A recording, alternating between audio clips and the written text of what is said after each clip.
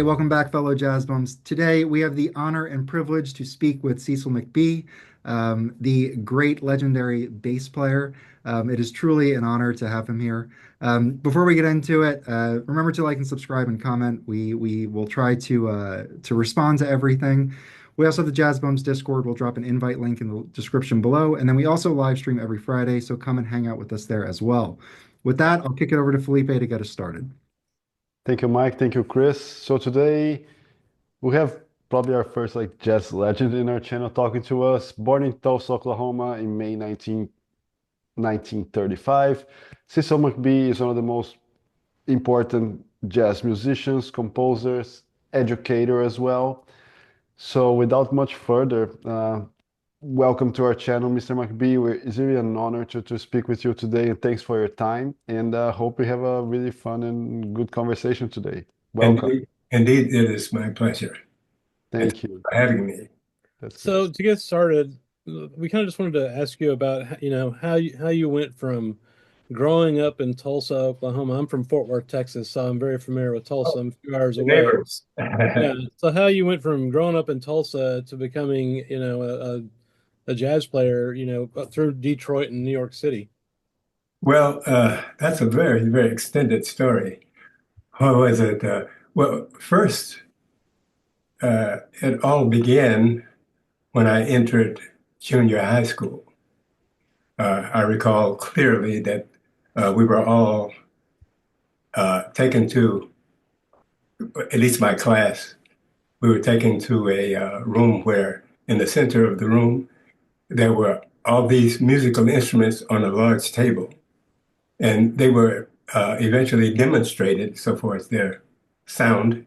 And we were asked, if you want to be in the band when you arrive at high school, at junior high school, middle school, you might want to play one of these. So I chose the clarinet.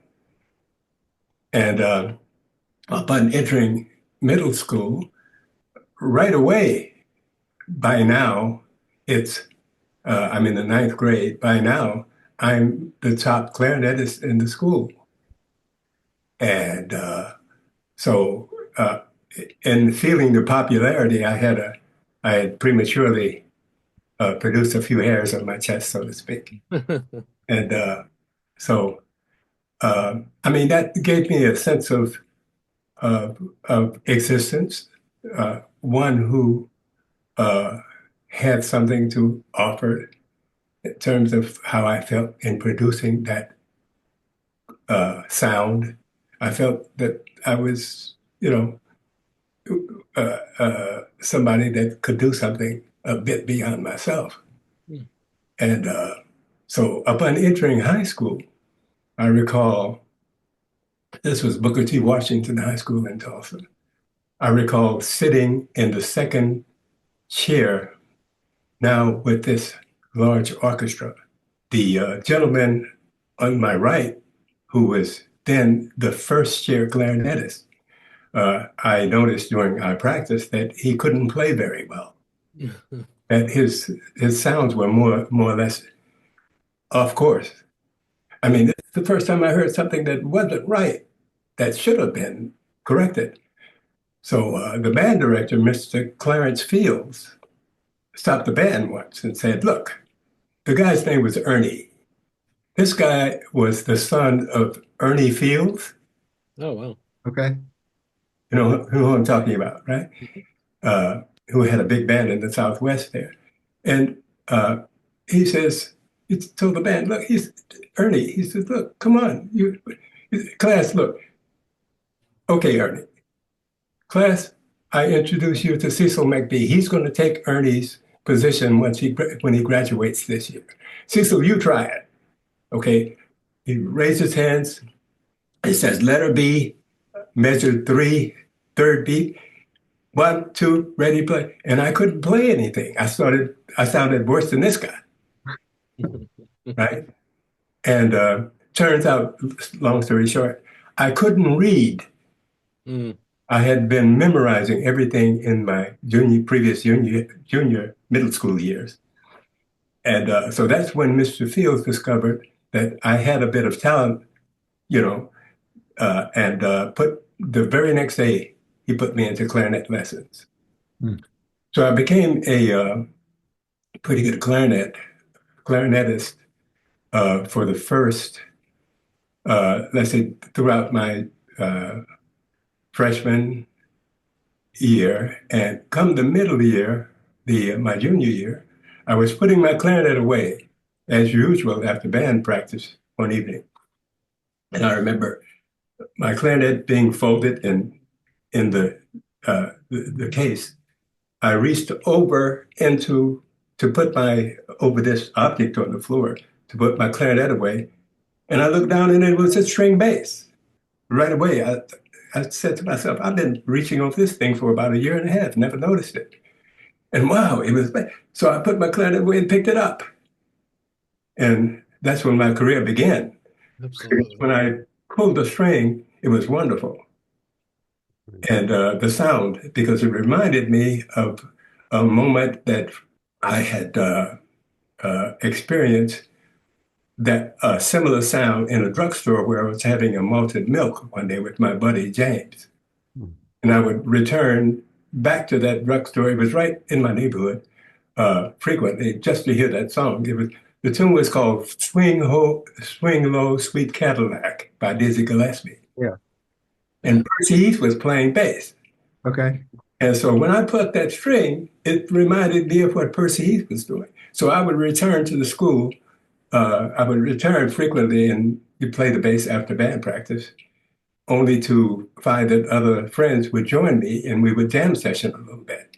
So one evening at about maybe 4:35, somebody walked in, knocked on the door at first. The door was open, walked in. And there was just a little guy with all kinds of stuff on. He had this plaid jacket. He had long, multicolored shoes. He had a gold tooth and had his hair back.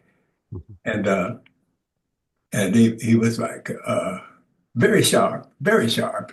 He says, "I want y'all to know that I'm Jimmy Cry Cry Hawkins, and I want to know where Cecil McBee is." Oh, wow. And then my buddies, I remember Wesley, the alto player, said, "That's Jimmy Cry Cry Hawkins." And I said, "Who is that? I don't know anything about that." And it turns out Jimmy Cry Cry was a blues singer, and who had discovered that there was this new bass player in town practicing at this school, and he needed a bass player. The reality of it was there were no bass players in Tulsa, period, at that time, to my knowledge. So he took me on the road to Wichita, Kansas, and I did my first performance. Wow. How I discovered the bass. And later on, over the next period or so, I was rehearsing with Jimmy Cry at a place called the Flamenco Lounge in the afternoon. This was midsummer. And a gentleman walked in and said, "Is Cecil McBee, which one is Cecil McBee?" Because we were resting, sitting and talking. And I said, "I'm Cecil McBee." He says, "You the bass player?" I said, "Yes." He says, "I need a bass player." And he says, "Are you available?"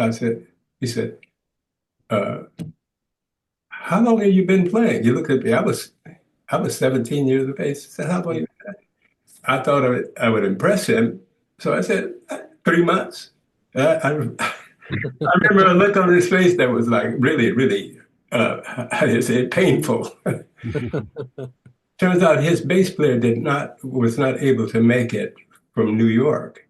So he told me to be over at Clarence Love's Lounge that next day, which was Friday. And Clarence Love's Lounge was the jazz club in North Tulsa. So I was over there the previous night. I mean, the following night. And that's when my career began. I'll never forget the moment I started playing the furiously confused faces on the other musicians' faces, expression on their faces, because I knew nothing about what to do, except perhaps the experiences that I had with Jimmy Cry Cry, playing the blues with the beat, boom, bump, dee da, da, boop, dee da, that kind of thing. Hmm. It appears, uh, hindsight tells me that there was a rhythm that I had that prevailed past any reality of tonal choices, colored harmonies would be. I had a good feeling. So that's when my career started. I stayed there throughout my senior year, and as I maintained from weekend to weekend when there were gigs available, I grew and I learned to make better choices on the instrument, given just the overall rhythmic vibe. Now, Kane's Ballroom was only about 4 blocks away from my home, which was about a block and a half away from the club. Do you know, have you heard of Kane's Ballroom? You know, Absolutely. Yeah.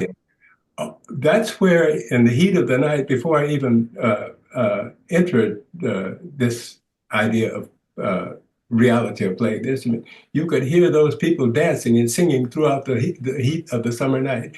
And turns out when they would finish, when I was now at Clarence Love's, I was playing little gigs.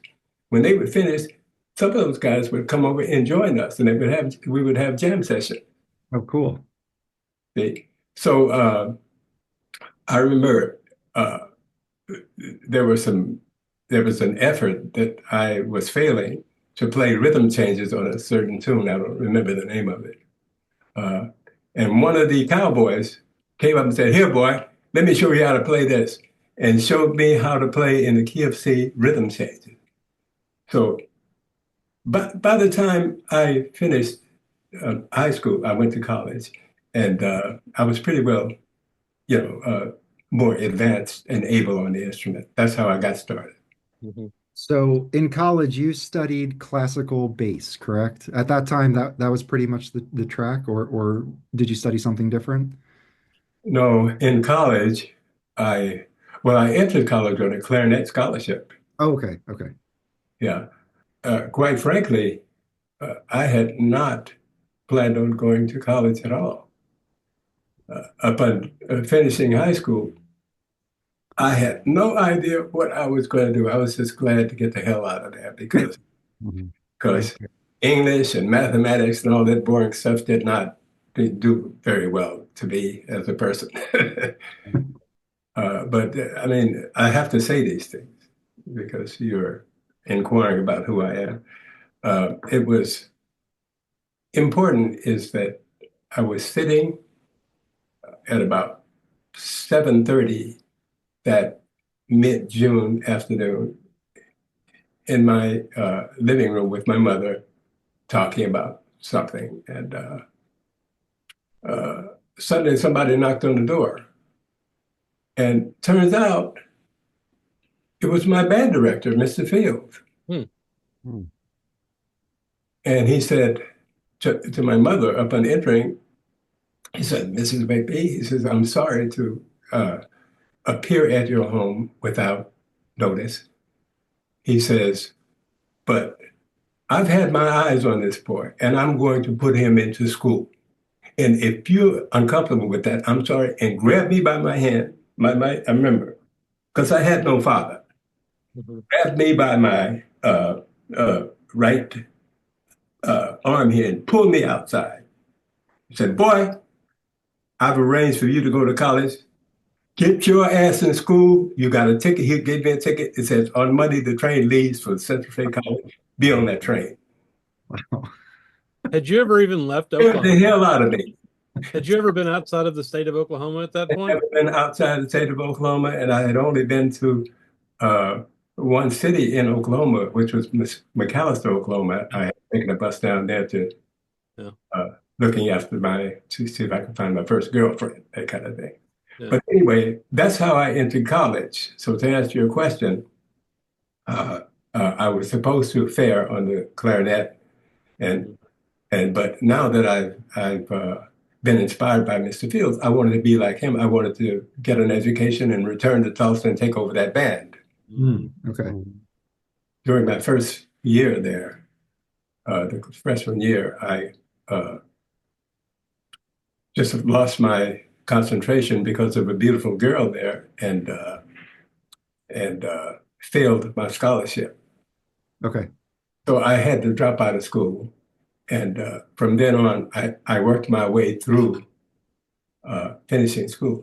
In the interim, when it was discovered that I could play the bass, well, this was Wilberforce University in southwestern Ohio.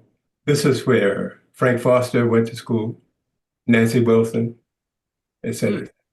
Oh, wow. Frank Foster had the previous year won the national contest for big bands, and gave honor to the school. So I entered a large group of upperclassmen that were really playing well, who adopted me and pulled me right into the activity.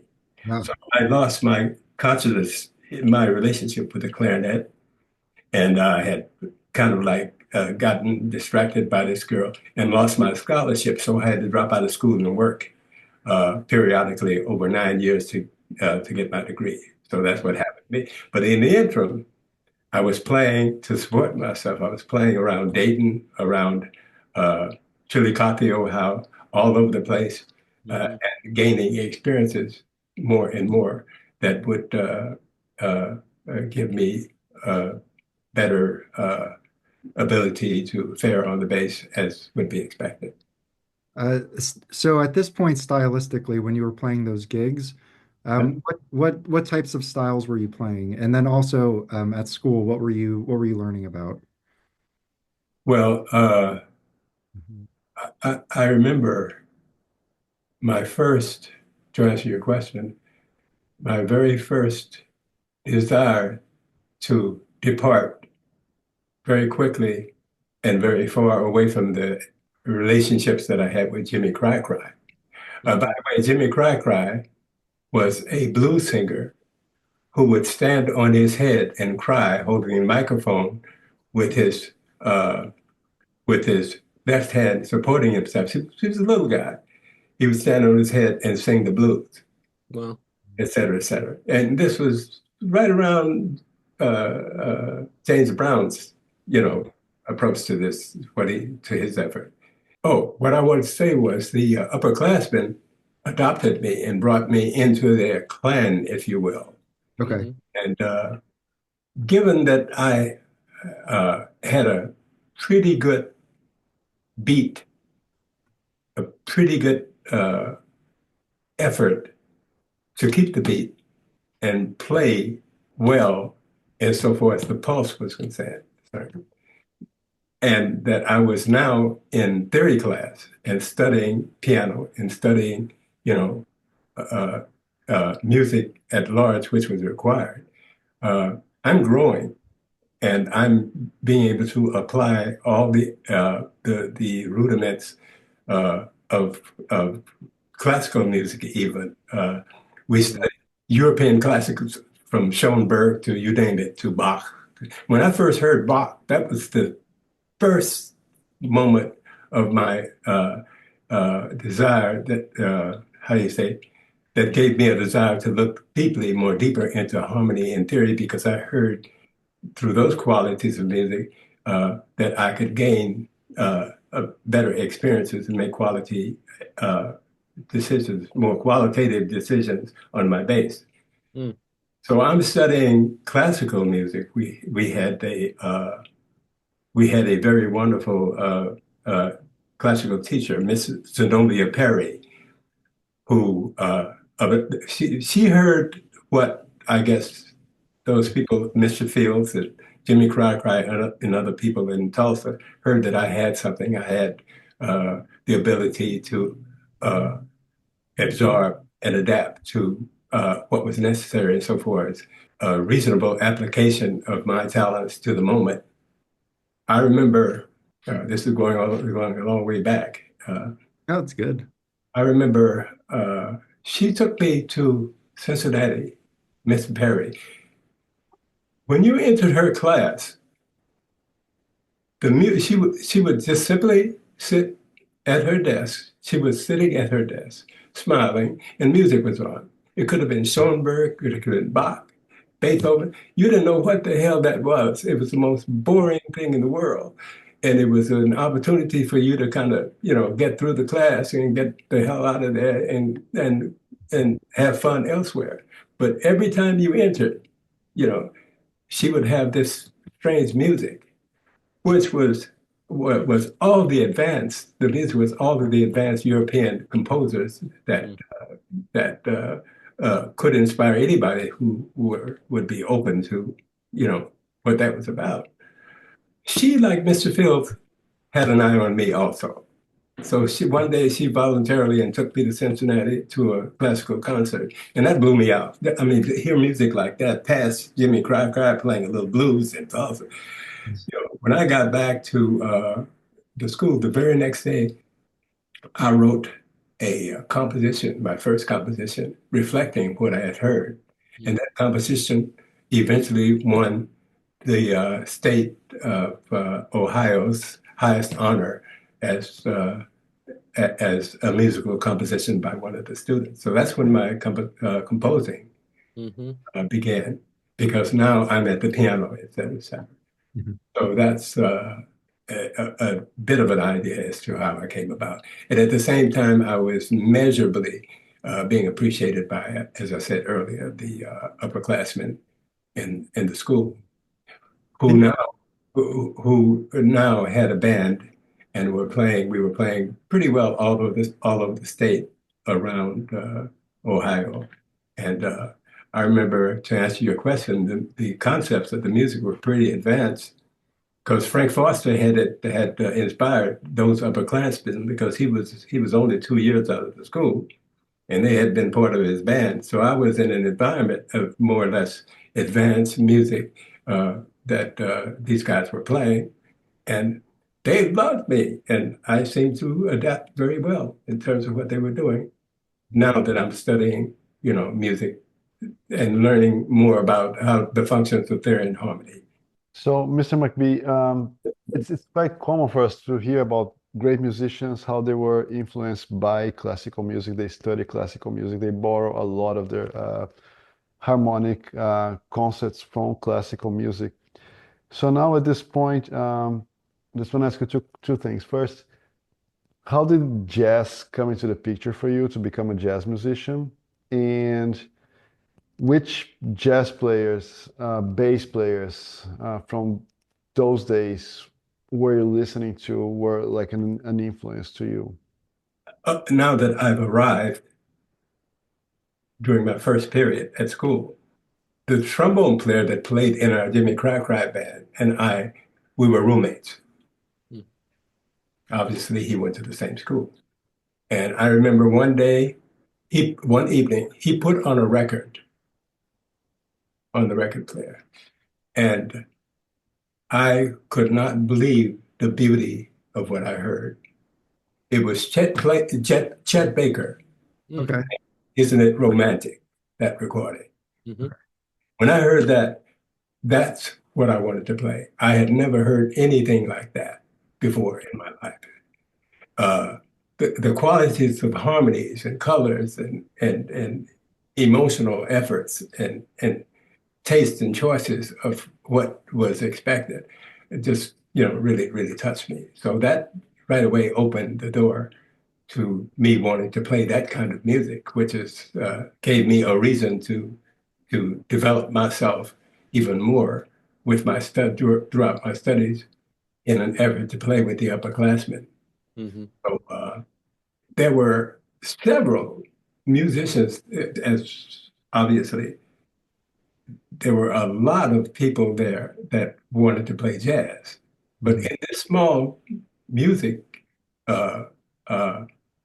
community there, we were not allowed to even demonstrate any thought about or any effort to play jazz, because the preference was classical music. We were not allowed to I remember one evening, I'm in one of the piano rooms trying to play some changes. And my piano teacher knocked on the door and said, "No, Mr. McBee, you must continue to play Bach." And so we would, us guys, one of my buddies was responsible on his scholarship. He was responsible to clean and keep in order the music room. It was a very small building. And he had a key to the building. So what we would do on the weekends, one of the guys had a friend that had a pickup truck. We would take one of the little upright pianos and put it on the truck and on the back of the truck and drive 30 minutes down to Antioch College. And we would jam session there over the weekend. Wow. At Antioch, which was a more open school for all kinds of music. And there is where I really developed, even in advance of my experiences with the upper class. So by now, in having heard Chet Baker and having developed playing throughout those jam sessions at Antioch, well, by the way, we would return the piano Monday evening before classes, Sunday evening before classes would begin on Monday morning.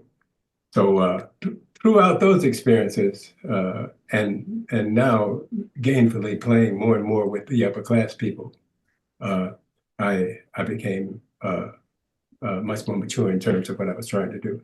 But I had no idea that I was going to become a musician. I was just having a lot of fun and happy to be away from Tulsa, which, I now realize that as a young man, had I not gone to college, I don't know what would have happened because I had no plan to do anything.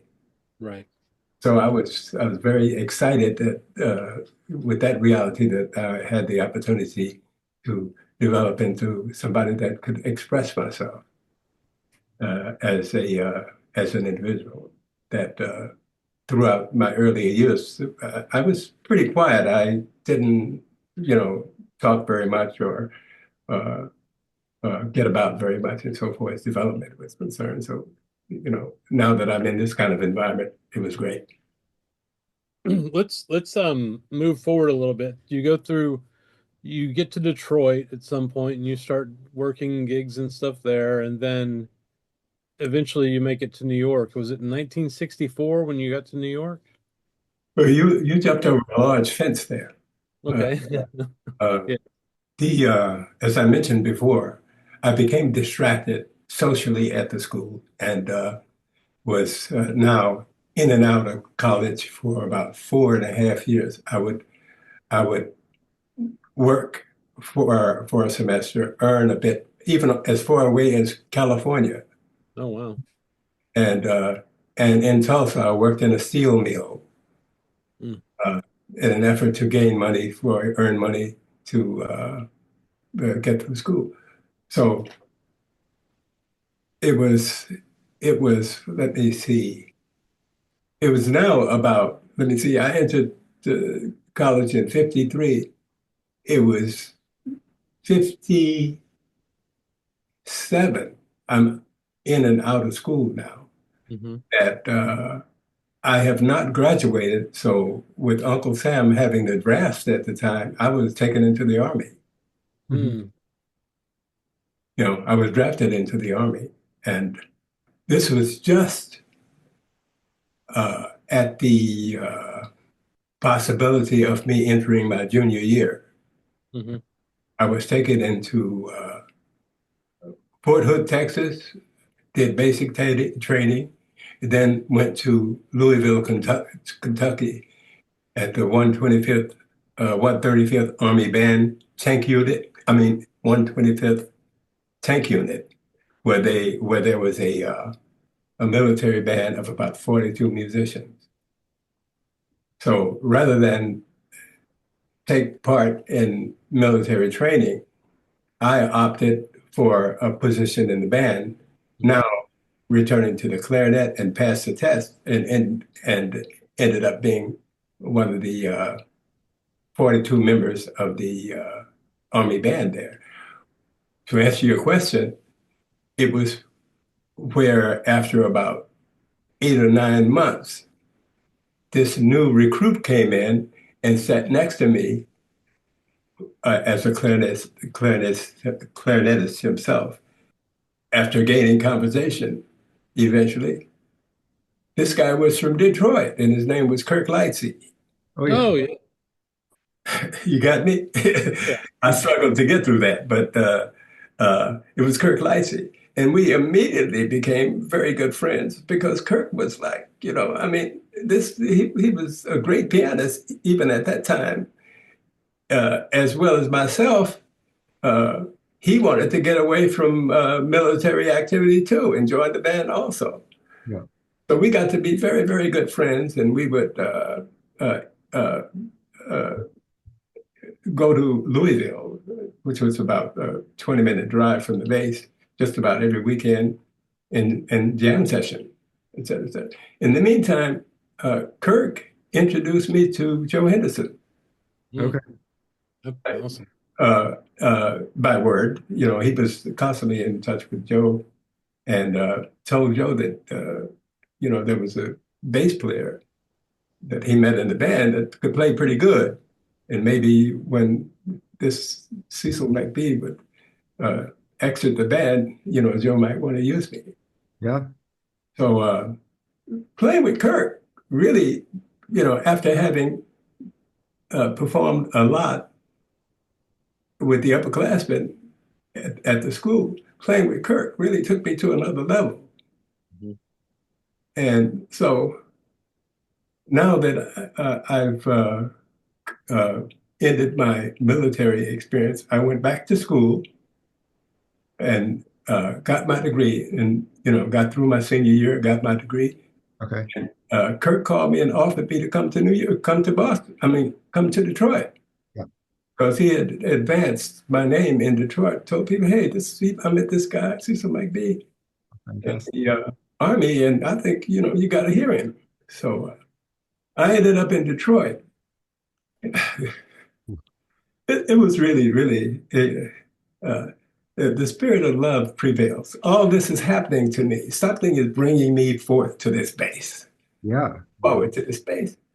And I had no idea what was going on. I mean, I had no idea what it meant to take care of myself, to get a job. But things were happening. I was playing and earning money, and no problem with taking care of that. And so here I'm in Detroit, but there did uh, emerge, if you will, a slight problem. Where was I going to stay? Hmm. So when I arrived there, Kirk said, man, you can stay at my house. His single mom parent took me in like I was a son and took care of me for 3 months. In the meantime, I'm now playing. I've met Barry Harris. I've met Ellis McLeod at the time, gained friendships with both of the musicians in Detroit. And if I hesitate here, I'm remembering that the quality of expectation for me, of my efforts, uh, were quickly realized, because if you performed there, you had to play at a certain level, Mm-hmm. and you had to really be appreciated to get on that bandstand. So I remember not feeling so comfortable with my ability to fashion on the instrument harmonically. I mean, playing in the college band was one thing, but being in Detroit, where you're with professional musicians at that level, you had to have something else more qualitative, if you will. And so I heard about Barry Harris, and so Kirk called Barry Harris and told him that, hey, this guy wants to study with you. So because Barry Harris, I understood, was the one that was the source of information for most of the Detroit musicians that came out of there and were, uh, appreciated around the world. Mm-hmm. So I went to Barry Harris and took one lesson and couldn't understand anything he was talking about. Really, it was. Yeah, I really couldn't get that. I had my own stuff, and that I felt more comfortable with. Because Barry wanted you to do a certain thing, you Yeah. know, and you had to do. You're going to sound like that if you're going to, move to the next level. And I didn't feel comfortable with that. I heard something that out of my efforts to out of my studies at the school, I heard something through Schoenberg, through Bach, through Stravinsky. I heard that kind of sound that would, be a part of my musical statements that would more reflect who I was and what I wanted to express as an individual. Mm-hmm. So I'll put that aside. And so one afternoon, I was invited to, it was a Sunday afternoon, I was invited to a jam session at a lady's house. Her name was Alice McLeod. Mm. Yes. And upon entering, it was really amazing. Upon entering, this woman, a lady, if you will, she had a very sizable house. I think it was 10 or 12 rooms. I mean, in those places in Detroit, you had these big Victorian homes, that were available at that time through more reasonable efforts. She maintained this Steinway Grand right in the center of a large parlor on the first floor and would provide jam sessions occasionally on Sundays, and I was invited. And that's how I met the future Miss Alice Coltrane. Yes. All right. And I remember I had never experienced a female, if you will, with all due respect, play the piano. Not only that, but to play it like that, which was, to me, on the other side of Barry Harris. Okay. Yep. And she seemed to like what I played. We played a couple of, standard tunes.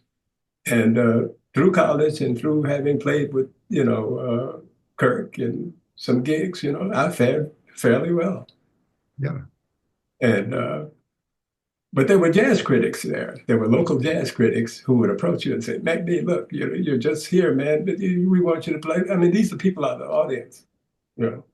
These kinds of people would follow, musicians around and classify them, in according to the effort. Mm-hmm. This was the audience telling you, we want this, not that. Right. Mm-hmm. So then I met Freddie Waits Okay. through, you know, a couple of gigs locally in Detroit, and we became very good friends. So one day, Kirk called me. Oh, I'm sorry. Kirk and I are now playing at a place called the Hobby Bar, which was the top jazz place in Detroit.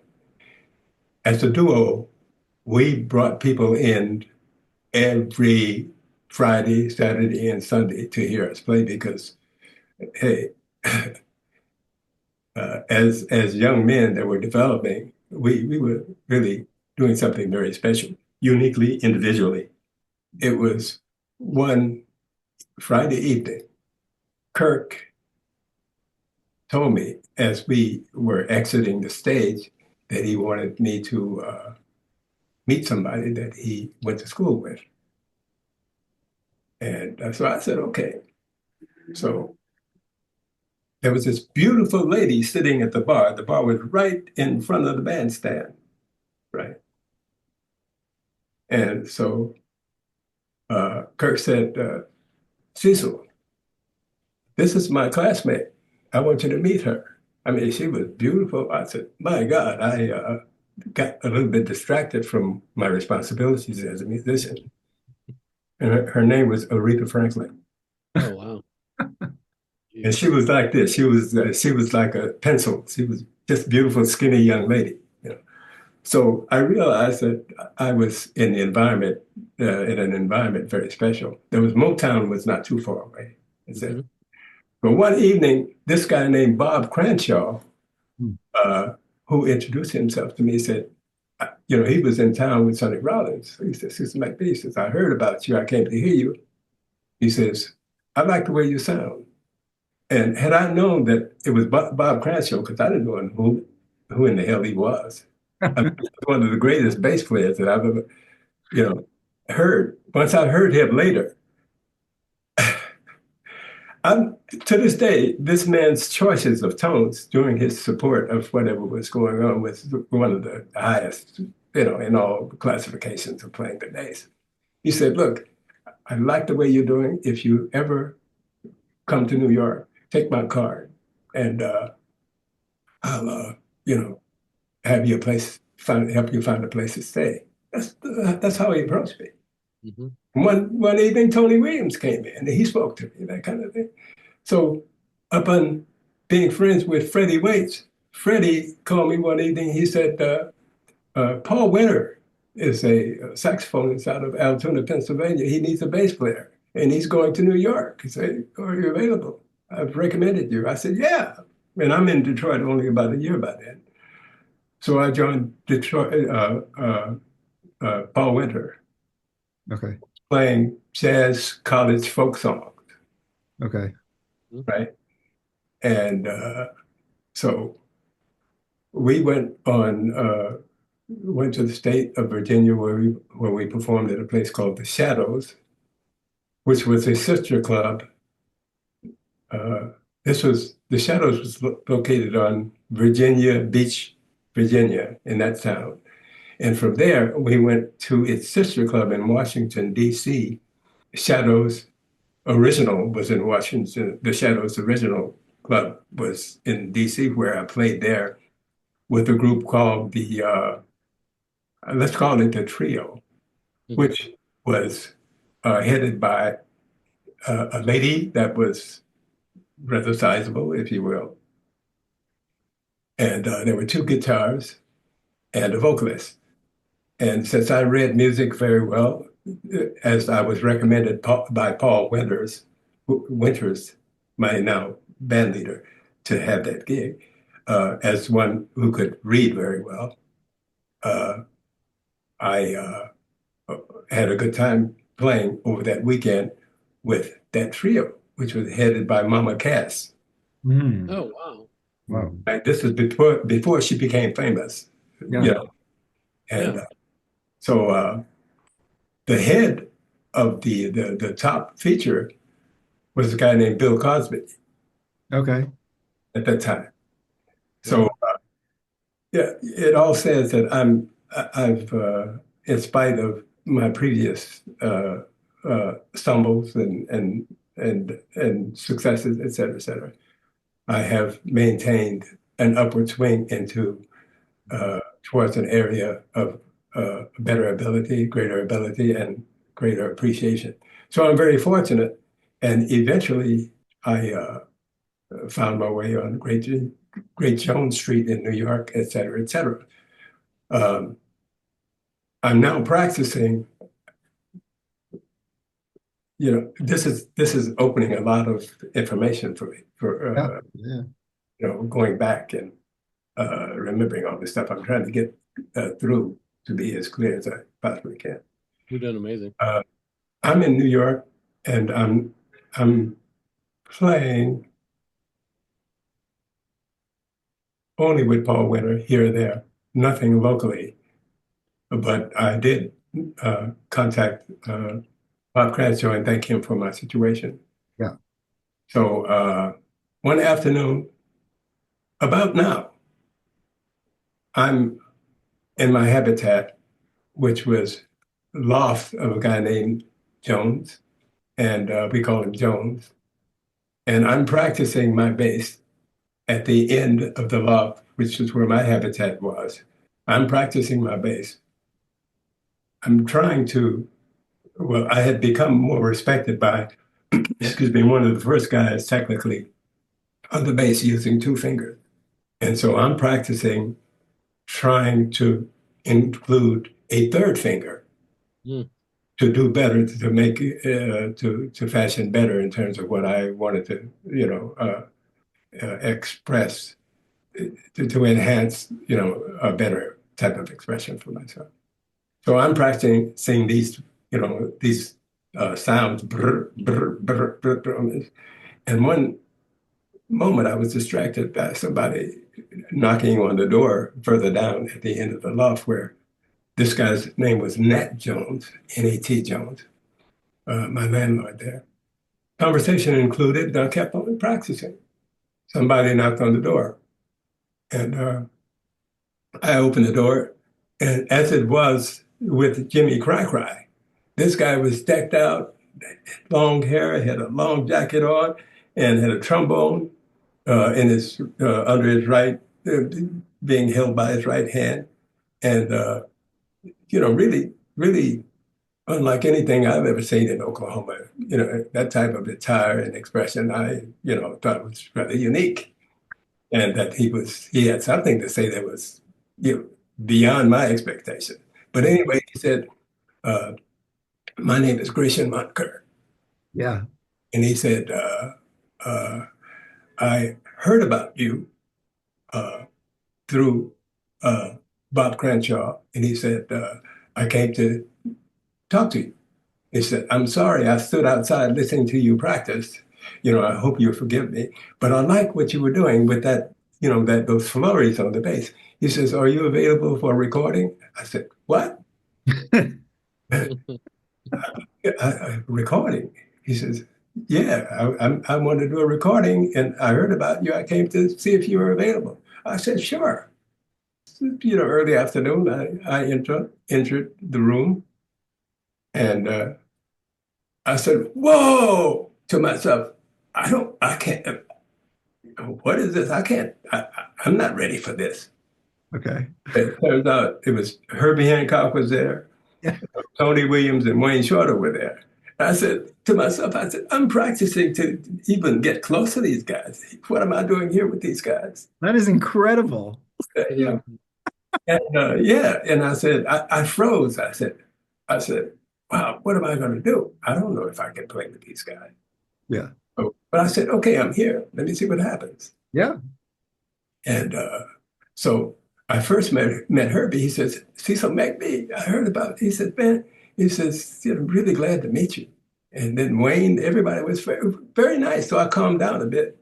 They were very, very kind and embraced me as a new uh, uh, idea, if you will, a Yeah. new mentor. And can I just, so this is like 1962, 63, right? No, this was 64. 64. So this is like, I mean, in terms of what's going on with these players, I think Herbie's playing with Miles at this point, right? Yeah. Mhm. And it's just like, so the level of, you know, of talent here is just the apex of what's going on. I mean, Yeah. it's an incredible room you're walking into. Yeah. And but I was invited. Yeah, yeah, yeah. And that was the reality that touched me. I said, which calmed me down. I said, "I'm here. I must be doing something right." Mhm.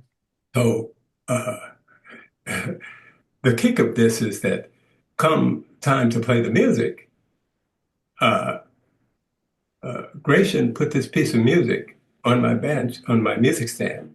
Uh, uh, and I couldn't understand anything that the music was telling me because notes were going everywhere. And I said to myself, what the heck is that?" So I asked her, Gratian, I said, "Look, what do I do?" He says, "Look, just follow these lines there." He says, "What I want you to do is just play what you were practicing when it came to your place. Just do that. Okay. Play." Okay. And so the record was called Some Other Stuff. So, Bam. but he did, I then mean, he did. Oh, you got it. yeah, I got it. So is this your first My studio? first Blue Note record. Yeah. I mean, what an incredible, like, just incredible. But is this your first this is this your first studio recording? Is that correct? No, Okay, no, so this is it was my second. this is your second. Okay, all right, okay. But yeah, it's an incredible piece of music, and I do want to get into the style of it and how how your style evolves from this point on because you're really jumping into this like early 60s era stuff and where you take the music in the decades to come, it really like is just it's avant-garde, right? I mean it's on the edge of the you're part of the school of thought that is pushing the boundaries of things. And it's just incredible that you're here on this session. So anyway. In advance, see all these things I'm stumbling through here to memorize what brought me to that point. Uh, it tells me that I had fashioned an ability to express a bit past who I thought I was at the time by someone who uh, I speak of myself, who put every 150% of my effort in what I wanted to do. And so playing the bass, after having discovered it past the clarinet, was gave me an opportunity to speak and to express something that I felt inside that I couldn't talk about. But it was just a profound feeling that reflected how I came about to get from point A to point B through a social environment that, quite frankly, before I touched the bass, I didn't feel comfortable with. There was something about it that did not provide uh, food for my growth. I felt kind of alone to even with various environments that Tulsa provided for me, and so forth, as my growth and my passage from one situation to another. So here I am now, having played the instrument and found my way to a level of respect that pleased a lot of people. I felt very, very good about myself and about my ability to say and, respond to other demands that my life wanted me to uh, challenge. Mm-hmm. And so I think it was my vibe, my effort to just do something, just to be Cecil McBee and play that. I was doing that, not knowing that I was in this environment that was requiring something past who I thought I was. Mm. I had arrived there through my effort to just be somebody and to play that instrument because that brought just wonderful relaxation and comfort to me to be that. And so when Grayson said, play that, that was right down my, he said, play what you were studying, practicing in the room. So what he meant was put the bar lines down. The bar lines usually stand up and you're responsible for certain passages.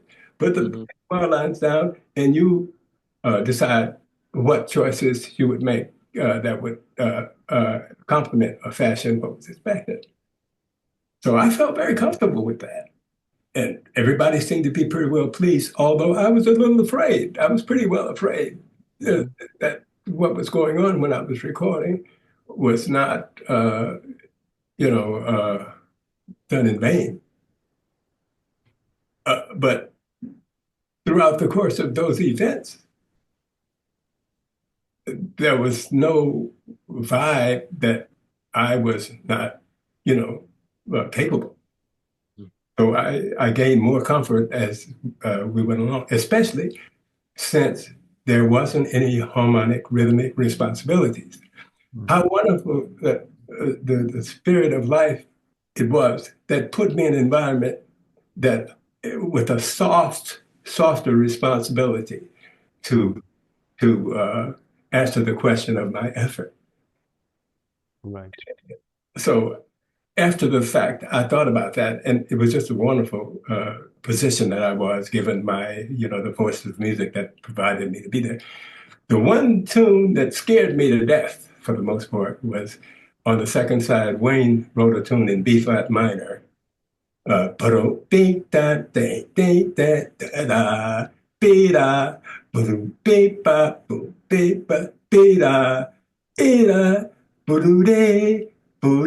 That kind of thing.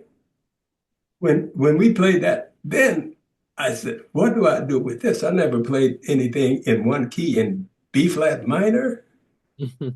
So I fashioned pretty good by just playing tonics and chordal things. No passing tones, nothing like that. I just maintained, and it was effective. So that's the only tune during that recording that called for me to be responsible and so forth, having performed with the bar lines up and causing for you to make better responsibilities. So now at this point, I realized how fortunate I was to be in that environment and to have been accepted. However, my very first recording was with Denny Zeitlin Do you know about that one? I don't Mm, believe so. I No. don't It's a believe record so. called Cathexis. Okay. Denny Zeitlin. Denny Zeitlin, to this day, to me, uh, was one of the finest pianists that ever existed in America, who after that recording went to California and developed a business in medicine Okay. called Codexis. So Yeah, you want to listen to that because, I'm I'll check sorry, it out. uh, because that recording, which called for me to be very responsible harmonically, et cetera, Mhm. uh, is one of the better recordings I've ever done. And it was produced by John Hammond Okay. of Mhm. Columbia Records. Yeah. And the harmonica concept was very, very advanced on the level of the Some of the Stuff record. Okay. Wow. That was my Cool. very first record in New York, Okay. Cool. Texas. Yeah, I'll check that out. Freddie Waits on drums. Yes, Freddie Waits drums. So it's a trio. Yes, Okay, cool. Yeah, I'll definitely check that. We'll definitely check that out. you've got to listen to that. All right, cool. Definitely. That's great. Definitely will. Yeah. And I guess in terms of like what you were doing on Cathexis as well as some other stuff, these are post bop styles, and in terms of your own expression, it seems like this is the direction you were moving into. And is this just further encouraging you as you're kind of like working with these new musicians and getting these session dates? Like when you're playing like club dates and stuff, is it similar styles that you're practicing and working through? And just wanted to kind of speak about that kind of post-bop piece of it. Well, uh, I think about it a lot, given these kinds of experiences.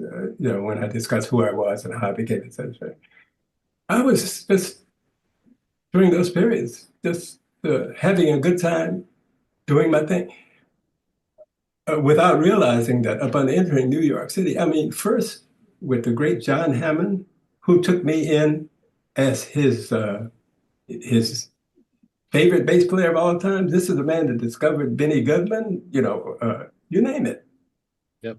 I wasn't really that aware of the gainfulness that I was experiencing at the time. Like I said, I hit the ground running. These things were happening. As a young man that was just beginning to explore exteriorly, that is, from the music myself, Mm. it didn't realize to me that I was in such a great position as a new artist, having arrived in New York City, playing that much with everybody. Mhm. The phone was ringing off the hook.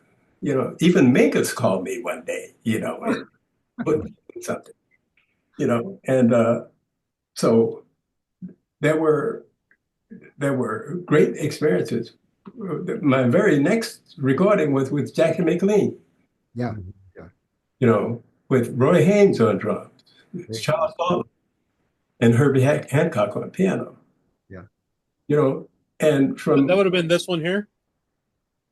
yeah, Yeah. yes, absolutely. Excellent. Mhm. And so my answer to your question is that these things were happening quite rapidly to me. Hmm.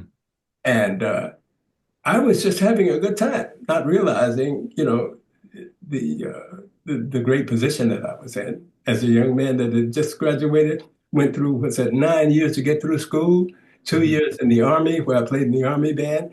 And then, I'm in Detroit now getting through that. And then Paul Winter, things were going very fast for me and quite qualitative and so forth, what I would perhaps hope to become. Yeah. Hmm. And but hindsight now tells me that I was very fortunate. I do have a question about the Blue Note session. So, as collectors of and lovers of the Blue Note catalog, were you able to kind of work with Alfred Lyon, and would he provide session time for you guys to rehearse, and before he would bring you to record? What was that experience like? That's a very, very good question, and it's loaded. Okay. Mm. Uh, I remember this moment with Herbie Hancock. There was a passage that upon listening to Take Back, this was when I was with Wayne Shorter. Mm-hmm. There was an E flat minor chord, and upon listening back, I was to that particular take, I was sort of concerned with the tone that I had played at the wrong time. It was an E flat minor chord that a passage from which a passage that Herbie wrote that would take me downward towards C minor, where I played a note, I think it was D flat, at the wrong spot. And so upon listening back, I felt a little uncomfortable about that, and I brought it to the attention of everybody. And this guy, the Mr. Lyons, he agreed. He said, it's not cool. It's, maybe we should do another take. But Herbie said, no. He says, look, harmonically, it's correct because it does this and then it does that. And so we kept it, and it was all right. It was maintained on the recording. So after that, Alfred was kind of like, as he was at the very beginning, rather removed, rather sullen, rather not so friendly, rather distant. And he stayed that way, for some time, even after I had done a few records after that one with Wayne. Until one day, after about, I went out to do a recording with somebody, and he approached me. He said, Cecil, he said, where have you been? And now this man is open. He's got a smile on his face. Where have you been? He says, I look forward to hearing you again. I looked at it. I said, this man, he must be going crazy or something. He said, you must realize that you're my favorite bass player. Oh my God. Wow. That's I high praise. This is a guy that was burning inside with friendliness and joy and happiness, but he couldn't express it exteriorly. And he blew me off my seat. He said, you're my favorite bass player.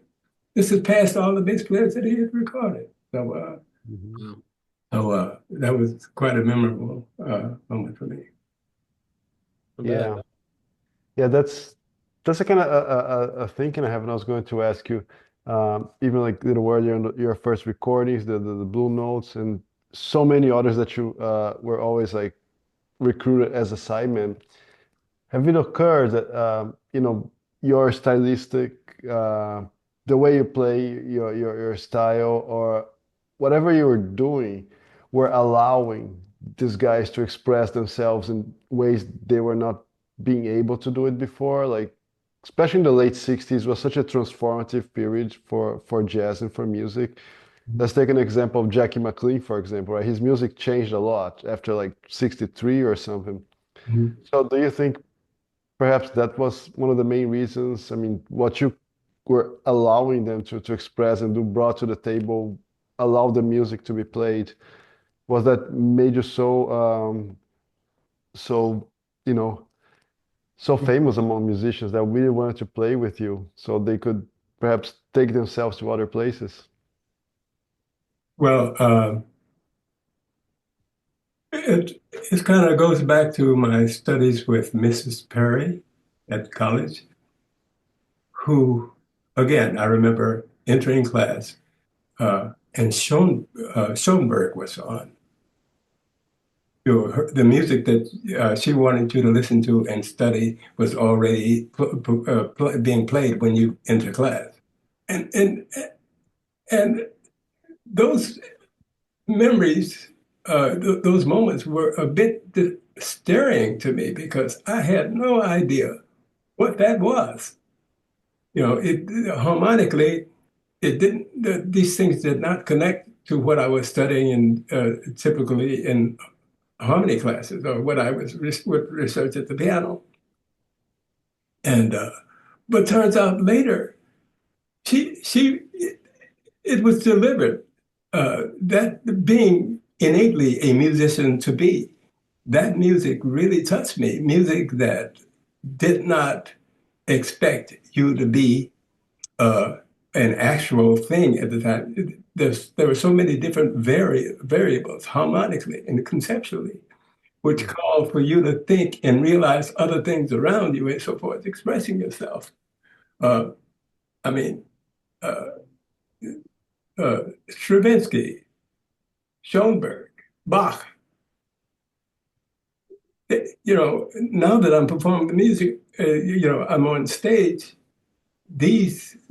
Those experiences over those years in college really stuck to me. So conceptually on my instrument, I've always fashioned to by discovering myself. I would want to just be, I would want to exhibit or express how I felt about that moment with reasonable containment, reasonable choices, and a good effort to just express what I was. Bar lines up or bar lines down to express.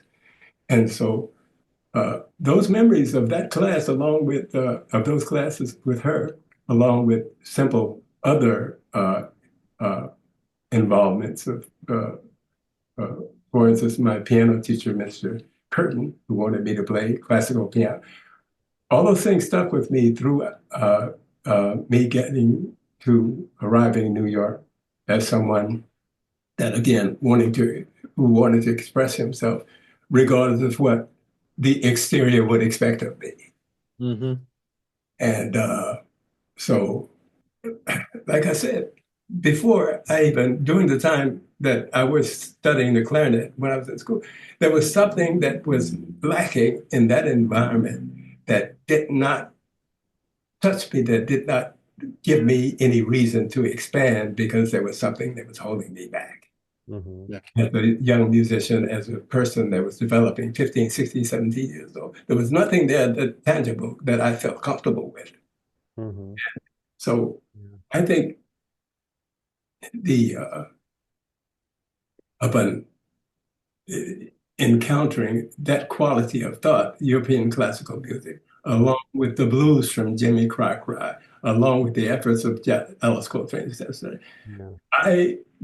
I realized that my primary goal to play that by playing that instrument and to compose, et cetera, was to express who Cecil McBee is now. Mm-hmm. And being that the being the reality, being that the reality of playing music, this kind of music, period, they call it improvised music.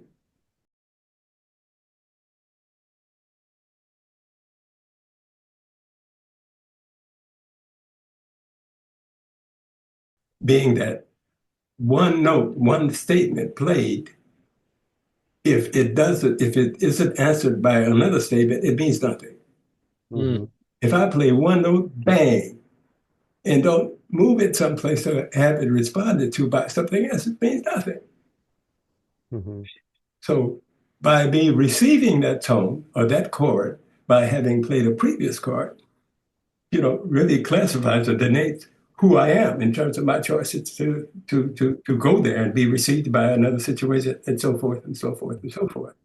Yeah. So when I sit at the piano or when I'm playing, that's who I am. I make choices about how I feel and what is happening to me at the moment that gives me reason to feel comfortable and successful to express myself from by the choices that I make at that moment. Not certain choices. Well, only with respect to the laws of rhythms and harmonies, of course.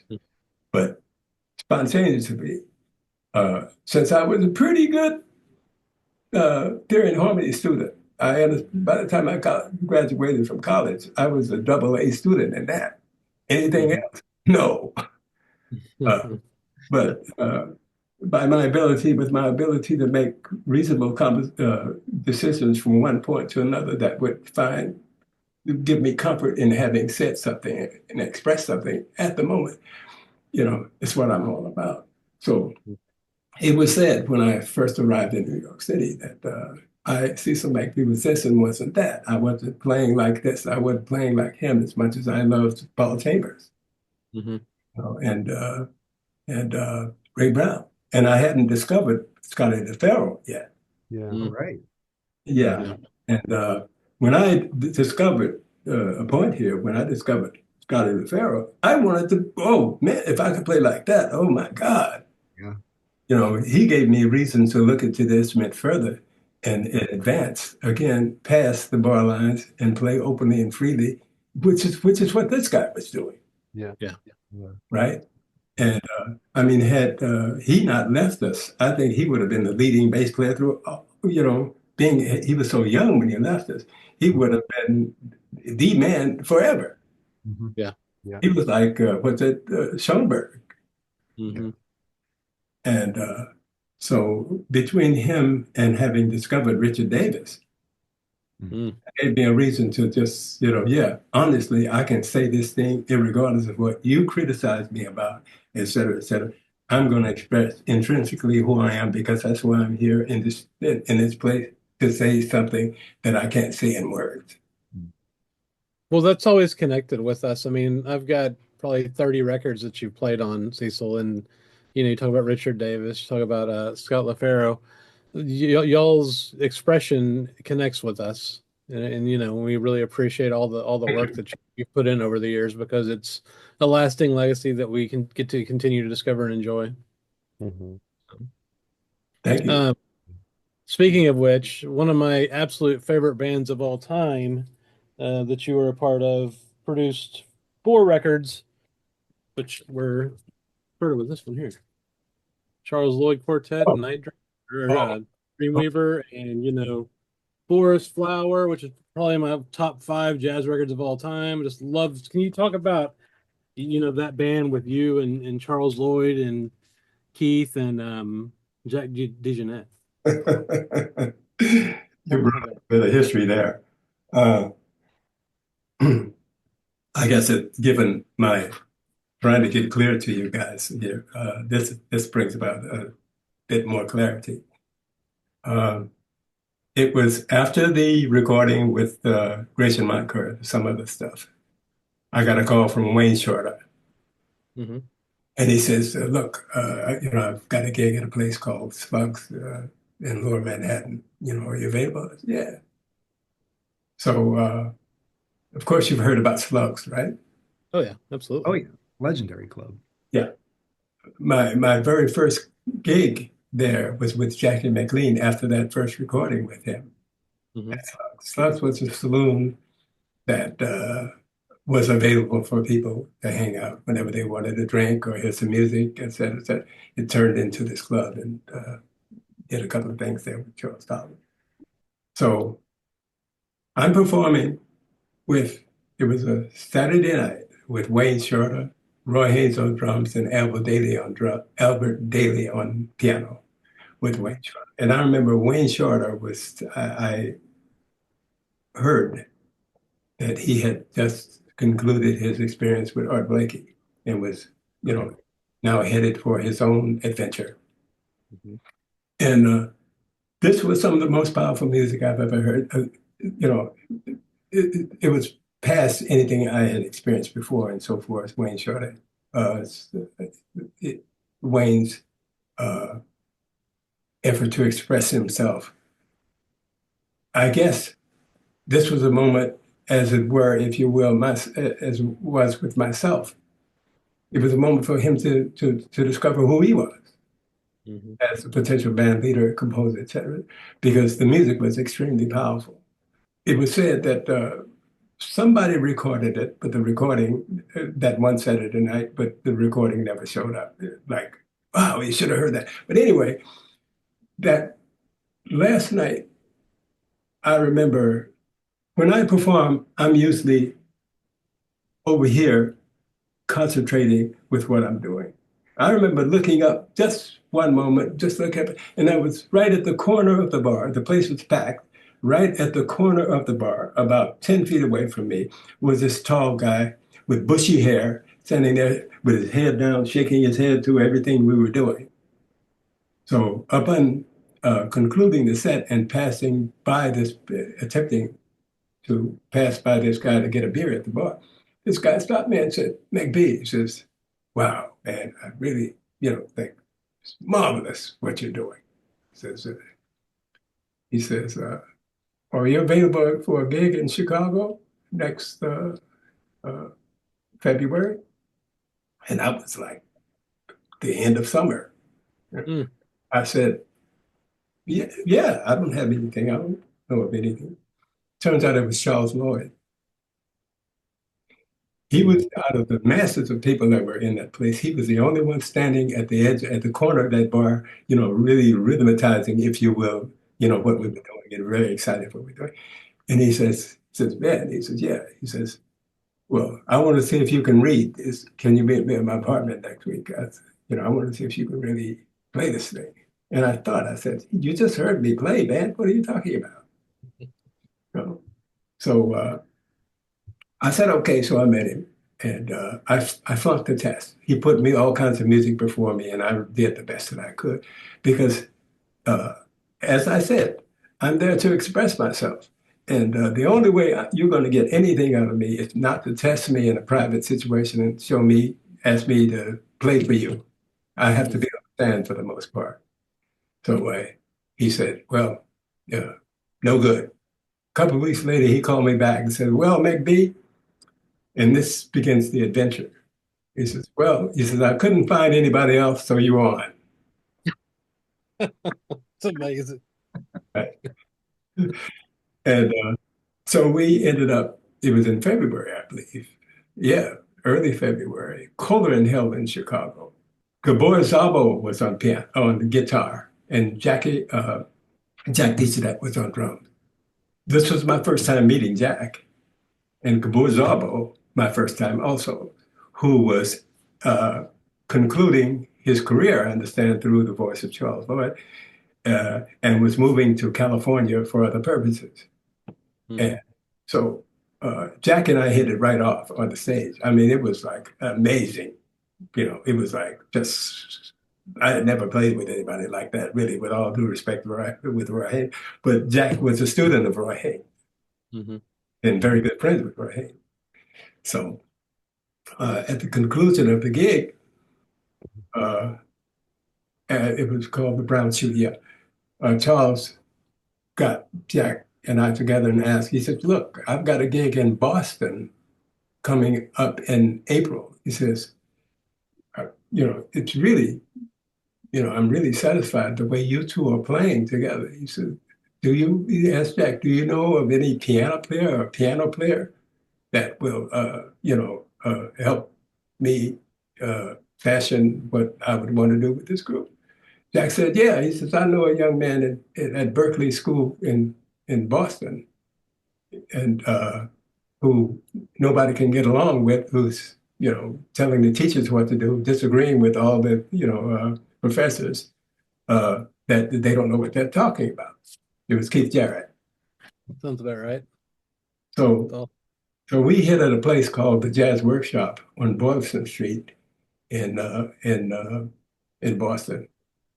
And it passed anything that I have spoken about today. When we began playing, it was just heaven for me. Because with Jack and Keith, we all were approaching our instruments in like fashion, being ourselves and doing whatever it took to make the moment happen to relieve ourselves of that kind of necessity of saying something. And so after about 2 or 3 days, you couldn't get people in there. And which meant, of course, it was a very successful engagement. The following week, we did the record Dreamweaver. Oh, wonderful. This was right after that 1 week at the Jazz Workshop. George Avakian, who was our manager, who then became our manager, put us in the studio to do Forest Flower, and we went to Europe a couple of weeks later. And the European tour, I mean, I've read a bunch of critics' reviews and stuff like that from that time period, and they just couldn't get enough of y'all. Y'all were just like the hottest thing going. I mean, right from the very beginning of that band. Well, I'll tell you, I'm still speaking of this young kid that was sort of forced into college. and found a little sunshine and was making step to step to step, discovered this young kid who found a way step by step towards the ability to express through something, which was my bass. When we were on that airplane, that I had never been on an airplane before, and I was just completely petrified that I was on an airplane flying to Europe. Mm-hmm. I remember the plane now descending at about 8:30 in the morning towards Nice, France. I remember looking out the window and seeing the green blue waters of the Mediterranean and the different types of architecture, et cetera, et cetera. It was wonderful. The plane landed, and there were in Nice, France, where we spent a couple of days on the beach relaxing, and then we're I think it was on a Wednesday evening. We're in the dressing room preparing to perform, and performing before us was Duke Ellington featuring Ella Fitzgerald. Mm. Our dressing room was right behind the stage where this big band was playing all this great music, which I had now, of course, begun to appreciate, in every possible way that their amazement would expect me to. And but it was kind of boring because I'd heard that before, and we were kind of pretty well excited to be there in Europe for the first time. All this novelty and all this culture and all this nice things that I had never experienced before. So we were. I remember us saying, come on, man, let's, stop and let us get out there and play. We were discussing that and laughing because we had heard you guys. So when we entered the stage, Keith Jarrett just blew everybody away. The band itself, but Keith Jarrett, the way he played, everybody just the whole audience, they were screaming and yelling at us. Mm-hmm. And so, which says our first entry into Europe was very, very successful. We were followed. Next day, the word got around that we would perform. Let me slow down here. The word got out that we were to perform at a place called the Gilden Cirklen, the Golden Circle in Stockholm, Sweden. Okay. Right. And a lot of the audience followed us there the next day and filled the place for that weekend. Just filled it. People couldn't get in. So we were held over there. They gave us an extra week, so we stayed there an extra week. And that's when the group gelled and became what it was, because since we were so accepted, we were at liberty to express however it was, from whence it comes, individually and collectively, even to the point of stepping on the stage and just starting to play something without understanding what we were going to play.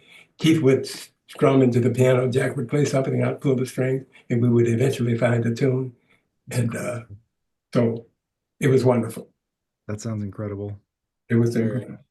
I remember that. Just for me, given the trek that I had been on up to that point, it was well earned because I was prepared for that. Yeah. Well, y'all recorded and released all 4 of those records all in that one year in 1966. Yeah. At that time, I knew not that we were being recorded. And that was the wonderful thing about it, because I think had I known, I would have been a little bit more cautious. Right. But right. Yeah.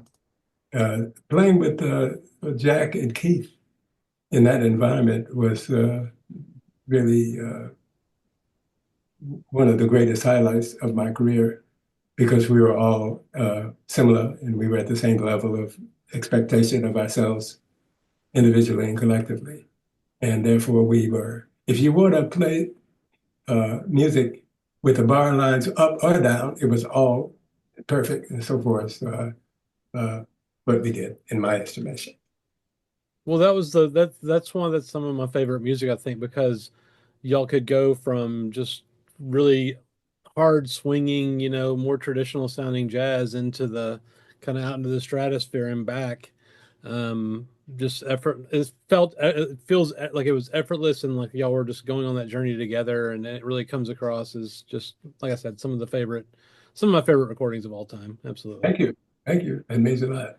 We would briefly it was no effort to again lie down the bar lines and go from there. Mhm. With the bar lines you're down, you have no expectation of anything except to do something with that. Mhm. Questions and answers and passages and statements. And because we were able, talent-wise, collectively, those things seem to work pretty well. And then when you are concluded with that, stand the bar lines back up, and you've got forest flower, you've got all these other things. Yep. So I was very, very excited and happy to be a part of that. And I was very conscious of what was going on at the time. So I've benefited from that experience greatly. Wow. Um, Amazing. I do want to do a quick time check. So there's a lot more that I wanted to get into with you. Obviously, there's the Yusuf Lateef stuff. I want to talk to you about Strata East. I want to talk to you about your work with Chico Freeman on Indian navigation, your work on Indian navigation. Um, but I am sensitive to the time here. Um, and I do really want to get into it. So everybody watching, thanks for watching with us. Please give us a comment. Let us know what you thought. We're going to do part two, which is going to focus on the Charles Lloyd till today. Uh, and so look out for that. That'll probably be coming in the next 2 to 3 weeks or so. But we really appreciate everybody's time. And Cecil, it is absolutely a thrill to be able to speak with you. So thank you so much for coming. Well, hopefully I've been helpful and useful, and I look forward to the next one. Us too. Thank you so Thank you. much. Looking Thank you forward to so it. much. Thank you so much. Okay. Have a good one. All right. Thank you. Appreciate it.